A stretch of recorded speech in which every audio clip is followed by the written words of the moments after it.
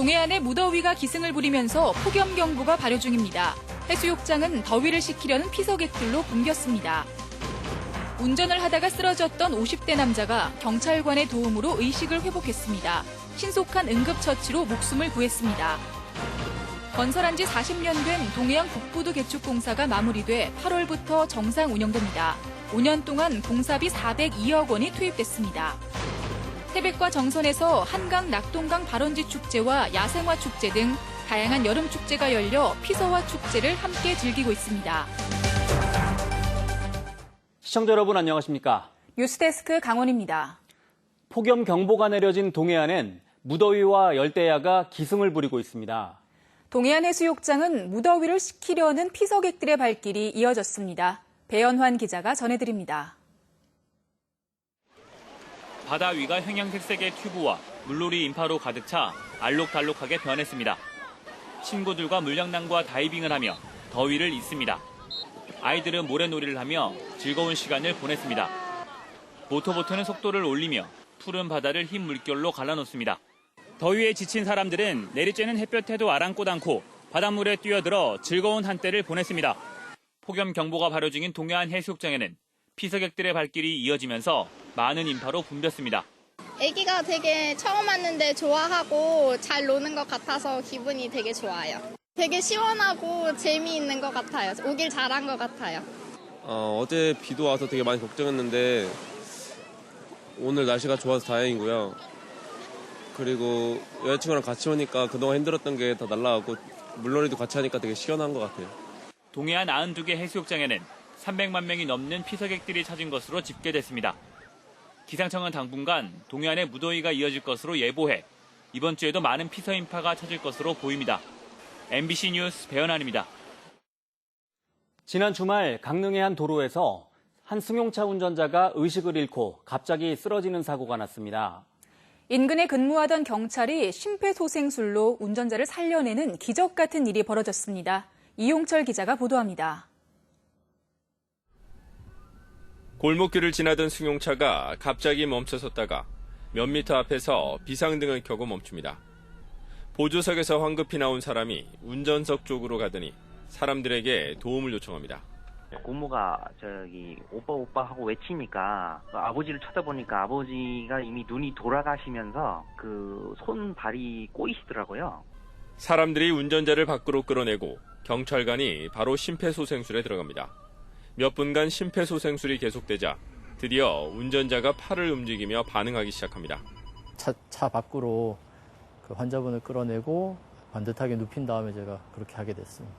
계속 지켜보면서 한 번 더 심폐소생술을 해드리고 그래서 완전히 이제 깨어나시는 거 확인하고 그늘로 이제 부축해서 이동하고 그리고 휴식을 취했습니다.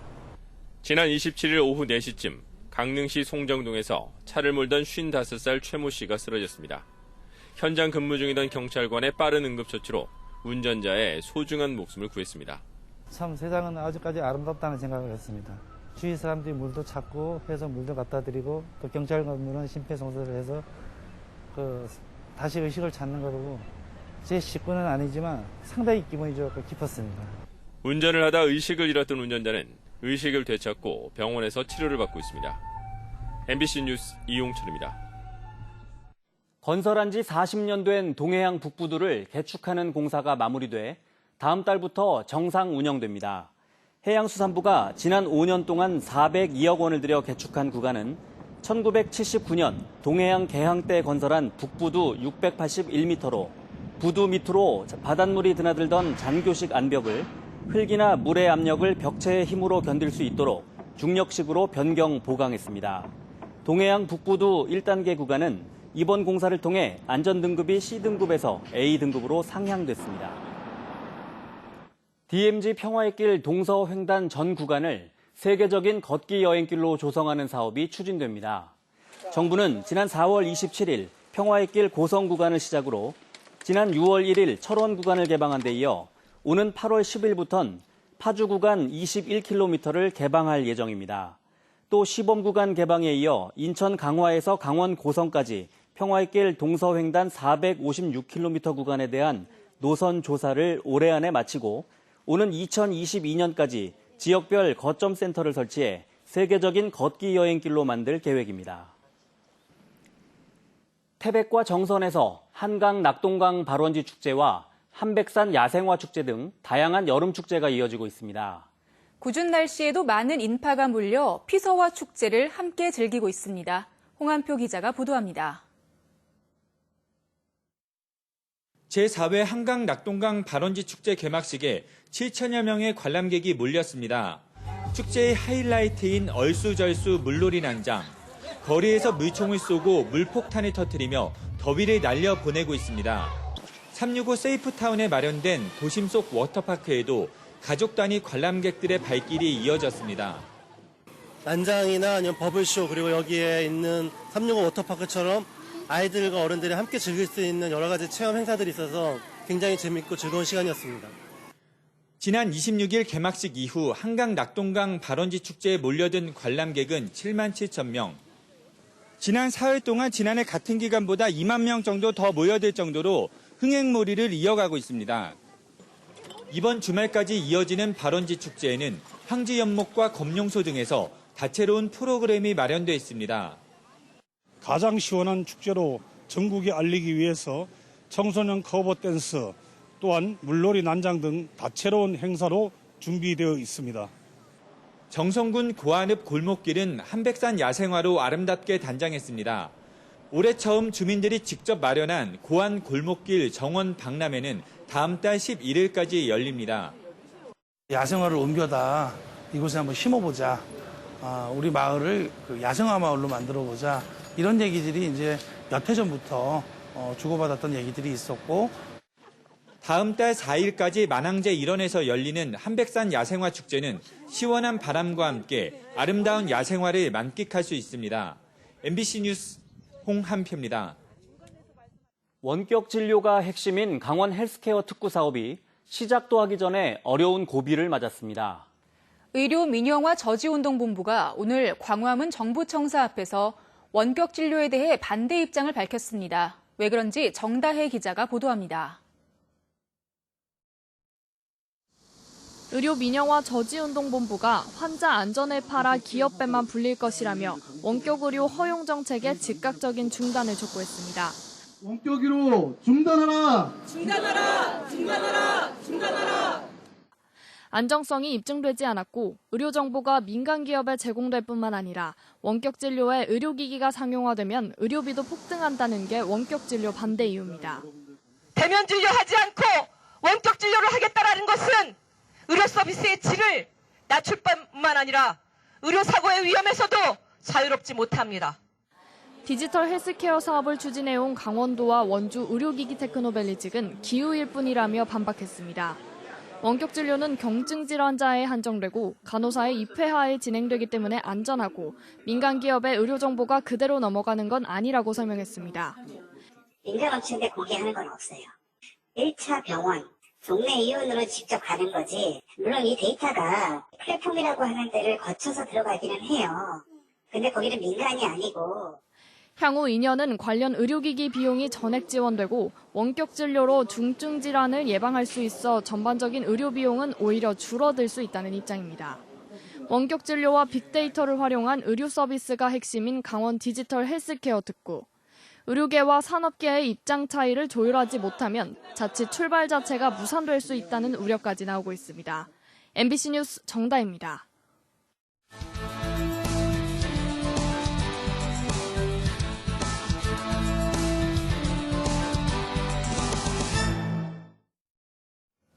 (6.25) 전쟁 기간 동안 영동 지역에서 벌어진 민간인 학살 문제를 다룬 MBC 강원 영동 특집 다큐멘터리 숨이 오늘 밤 11시 방송됩니다. 숨은 1950년부터 51년 초에 주로 벌어진 민간인 학살 사건의 희생자 가족과 목격자, 전문가들의 생생한 증언을 취재기자가 스마트폰으로 직접 촬영해 60분짜리 다큐멘터리로 제작했습니다. 특히 6.25 전쟁 당시 인민군과 국군, 미군 등에 의한 민간인 학살은 경남 거창이나 충북 노군리 등 전국 곳곳에서 확인됐지만 영동 지역에서 수십 건의 증언이 나온 건 이번이 처음입니다. MBC 강원 영동이 집중 취재한 산불 이재민 2번 울리는 재난 현장이 제129회 이달의 방송 기자상을 수상했습니다. 조규환 기자와 김영호 기자, 박민석 기자와 최기복 기자가 제작해 연속 보도한 산불 이재민 2번 울리는 재난 현장은 부실한 지자체의 재난 행정과 이에 따른 이재민의 상처를 현장에서 집중 취재해 좋은 점수를 받았습니다. 제129회 이달의 방송기자상 시상식은 오늘 오전 서울방송회관에서 열렸습니다.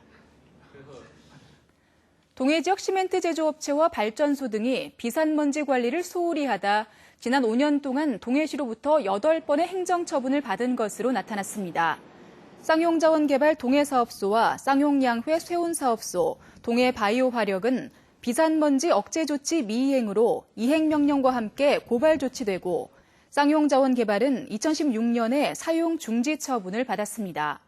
쌍용양회 동해공장은 2016년과 18년 2차례, DB메탈은 올해 4월에 1차례 개선 명령을 받았습니다. 강릉시가 중앙동 도시재생 사업을 추진하고 있습니다. 강릉시는 중앙동 일대의 활성화를 위해 이번 주에 정부의 도시재생 뉴딜 사업 공모에 신청할 계획입니다.